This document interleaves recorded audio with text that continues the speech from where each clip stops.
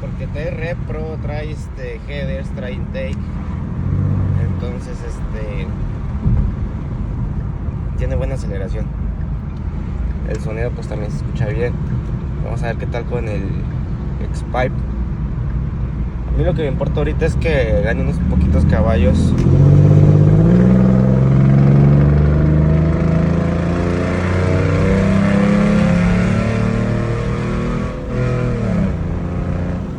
Gane unos caballos con el X-Pipe, un poquito más rápido de aceleración, que es lo que hace. Se supone que fuerza los gases del escape de un lado y otro, se combinan y sale un poco más rápido, más presurizado el escape. Por lo tanto hay una mejor aceleración, un mejor desahogo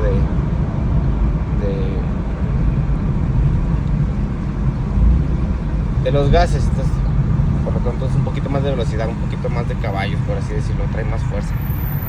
Pero vamos a ver qué tanta diferencia hay. Y en cuanto a sonido, está llegando ya los muffles.